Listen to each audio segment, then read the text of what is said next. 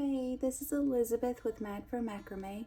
In today's video, I'm going to show you how to create this daisy stitch. We'll be making this hot pad today, but you can actually turn this same pattern into a larger piece for a placemat, a table runner, even a blanket. For supplies today, you'll need a 7mm crochet hook, a tapestry needle, some scissors, and today I'm going to use Bobbiny's 3mm braided cord. To get started, we need to make a slip knot. And there's a couple different ways you can do this. The easiest way that I've found is just lay your cord down and make a loop. Then give that loop a twist. And we're going to take this, the working cord, and push a loop through. And then tighten those strings down. Another way is you can take the cord and lay it in your hand.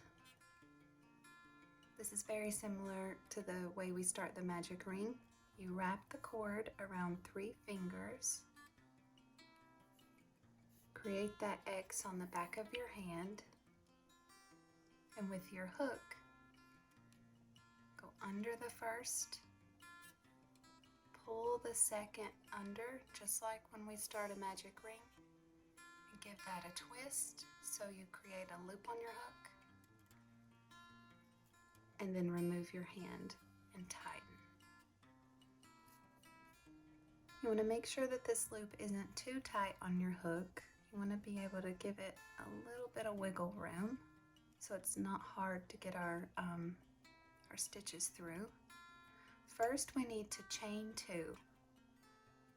To make a chain, you're going to yarn over and turn your hook down and pull a loop through. That's 1. Yarn over and pull through. Okay, now we have 2. What we're counting are these little V's here.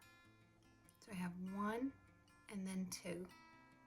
To make our first cluster, you want to pull this hook out so it's a little bit larger, about 1 inch. Yarn over, and we're going to insert our hook and work this first cluster in that first V, the first chain. So insert your hook in the V, pull up a loop. So now we have 3 loops on our hook, and kind of wiggle those loops and make them a little bit bigger.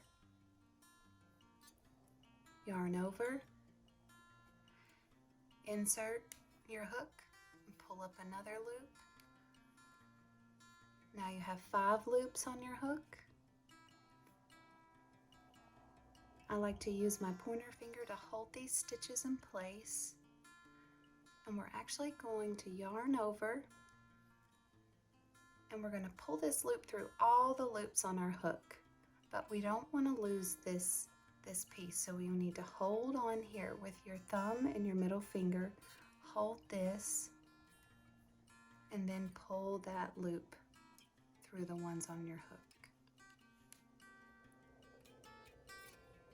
So you still have this piece right here. That's where we're going to close this cluster off. So we're going to insert our hook back in that loop, yarn over, and make a slip stitch. So pull up that loop and then pull it through the one on our hook.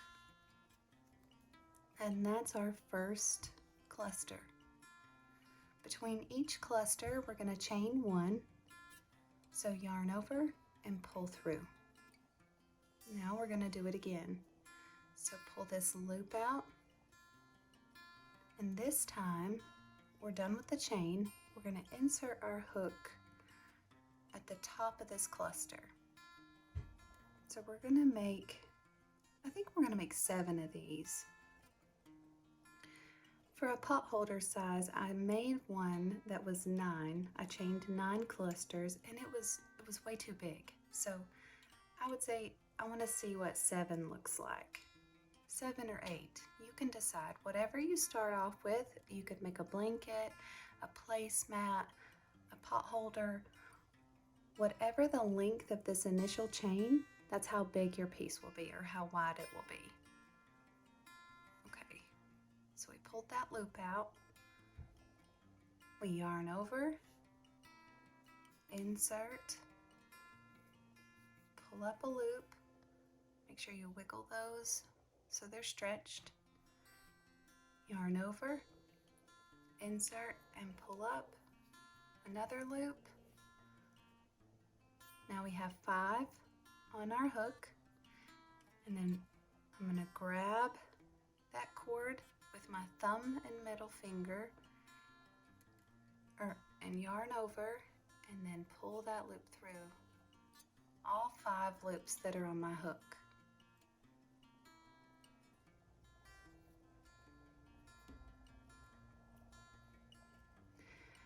Now this, where we were holding that loop, we're going to insert our hook and make a slip stitch. Then chain 1. Now we have 2 clusters. You're going to keep doing that until you're at the width that you want.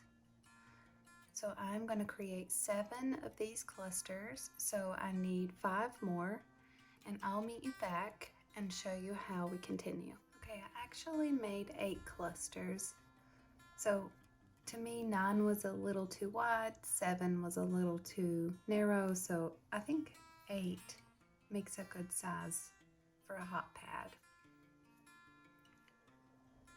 Once you get to the end of your round, I finished the cluster, I did the slip stitch, and I did chain 1. We're going to make another cluster right on top of it. So pull your loop out, insert your hook, pull up a loop, and then repeat.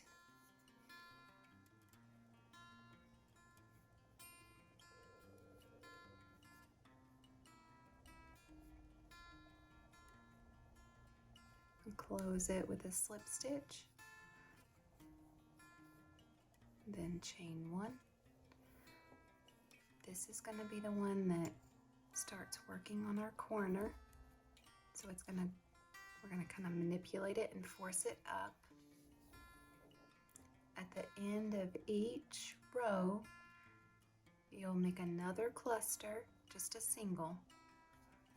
And then to continue, we're actually going to make 3 clusters at a time. So to do that, right above the cluster we just created, we're going to make 1,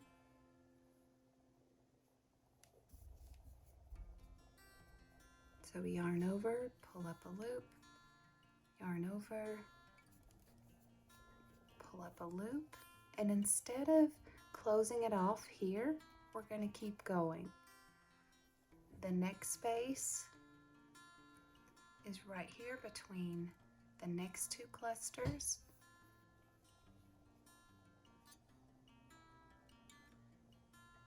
So yarn over, insert your hook, pull up a loop, yarn over, insert your hook, and pull up a loop. So now you should have 9 loops on your hook. The chain 4 for a cluster, and then 4 for the second cluster. Now we're going to do 1 more, and it's going to go between the next 2 clusters. Phoebe, please. Excuse me. Thank you. So we've completed 2 clusters. Now we need to do our third. So the next one over between the the next two clusters here in this hole, you want to create another. So you're essentially just working 3 at a time.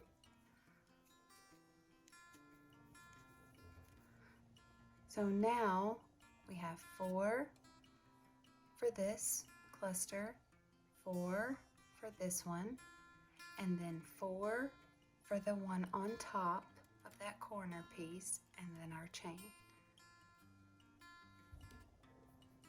Now we can close this. So you're going to hold on, and this first row here is the hardest. You kind of start seeing the pattern and getting the hang of it after this initial row.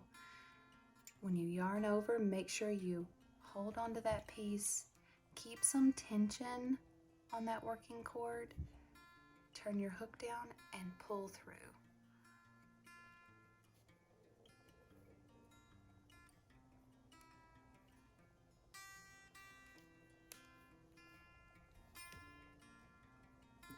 Now I like to pull everything tight.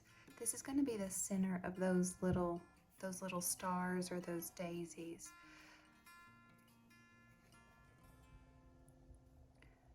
So that loop that we held on to, you're going to insert your hook there because we're going to close it. And if you didn't get this tight enough, you can pull back on your working cord, then create your slip stitch. So pull up a loop and then pull it through the one on your hook. Then chain 1. So we made 3 clusters, and we're going to continue working 3 clusters at a time. The first one is always going to be below that chain that you just made. So pull out your loop, make a cluster here,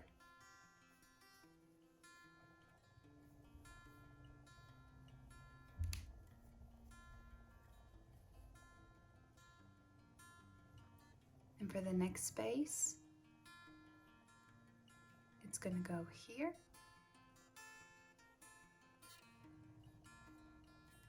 it's always between those initial clusters we made. If you stretch your piece, you can kind of see those holes, the spaces between them. That's where you're going to insert your hook.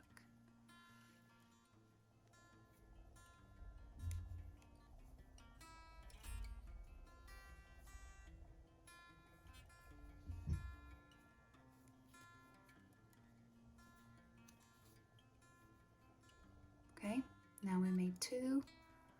We need our third one. So it's going to go here.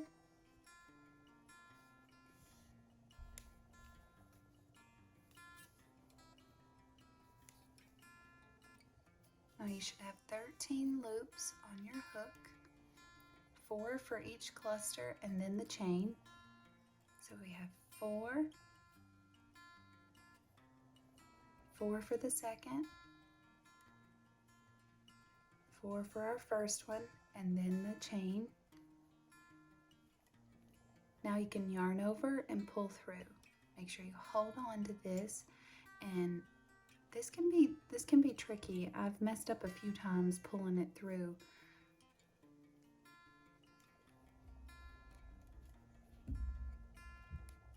If you don't hold your tension correctly, or just have to kind of manipulate it to get it to go through.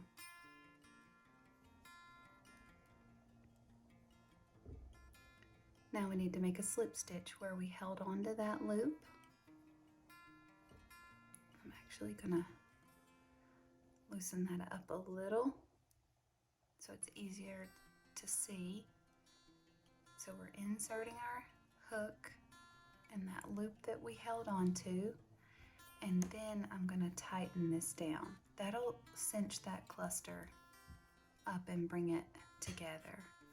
Now create that slip stitch. So yarn over and then pull through the loop on your hook and chain 1.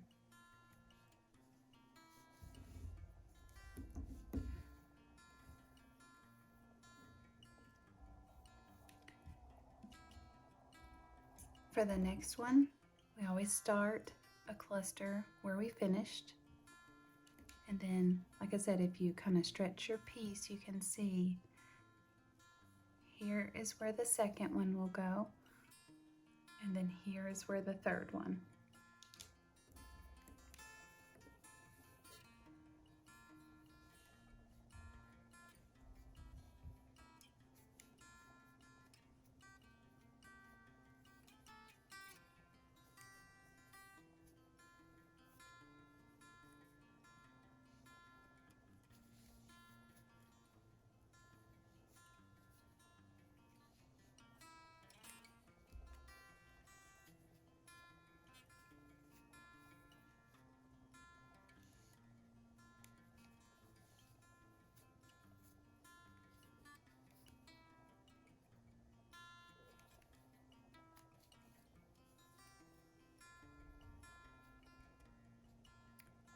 Four, four, four, and then the one.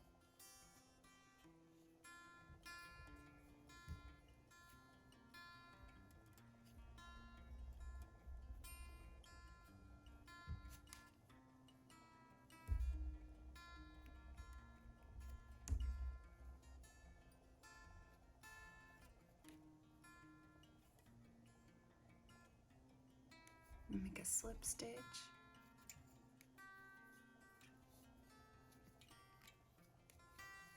And chain one.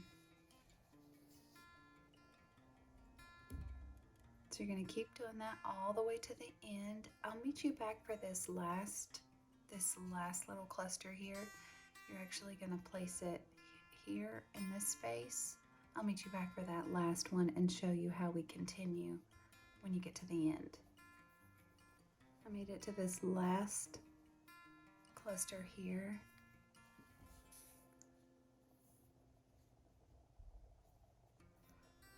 So we're going to place one here, here, and then here in this last loop.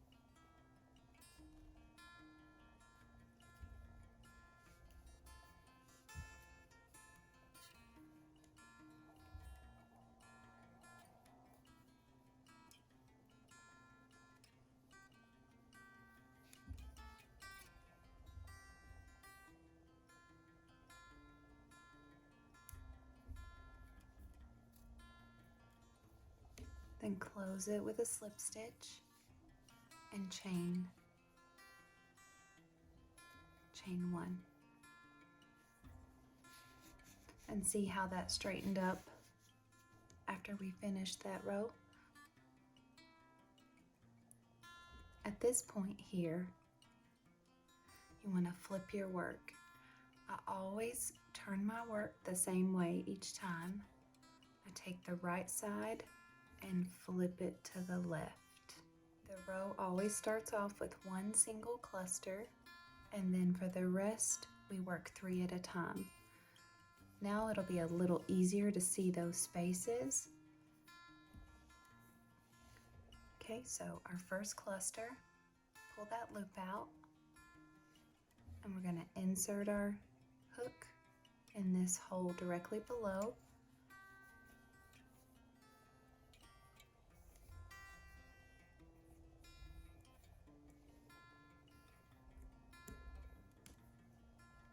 Now close it.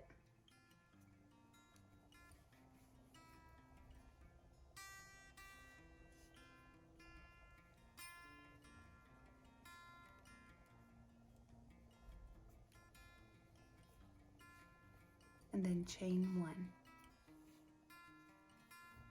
This is our first cluster. We always start making clusters directly below, so it goes here.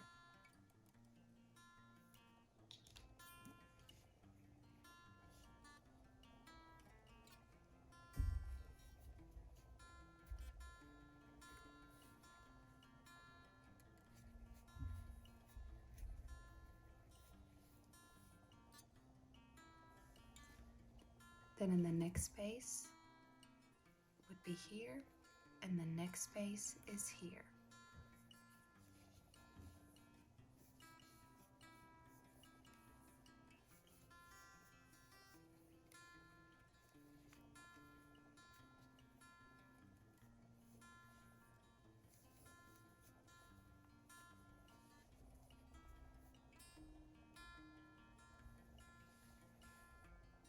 Three clusters and then close.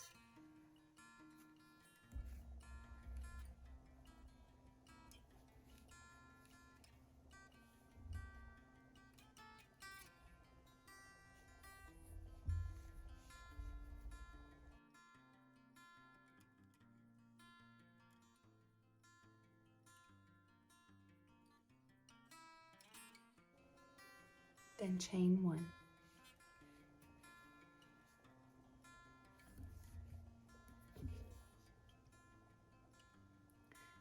And you're just going to continue working 3 at a time all the way down.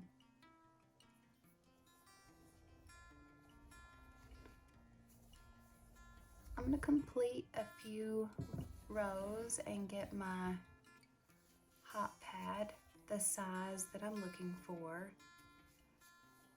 And I will meet you back and we'll finish it together.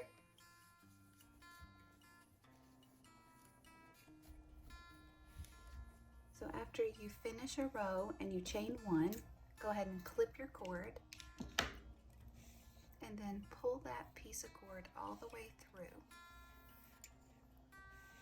We have these two tails, the one we started with and the one we ended with. Take your tapestry needle and weave in the end. I like to pull that stitch nice and tight and then weave it through the center of a few of these stitches just to hide it.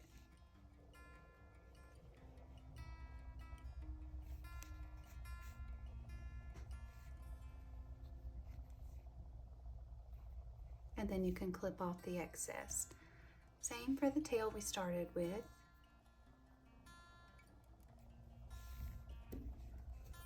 Make sure it's nice and tight.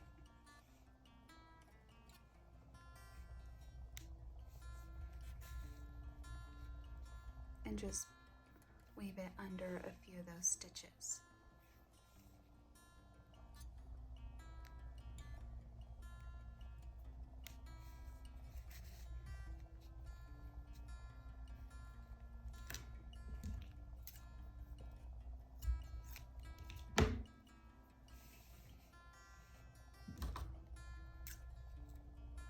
I hope you enjoyed this tutorial today.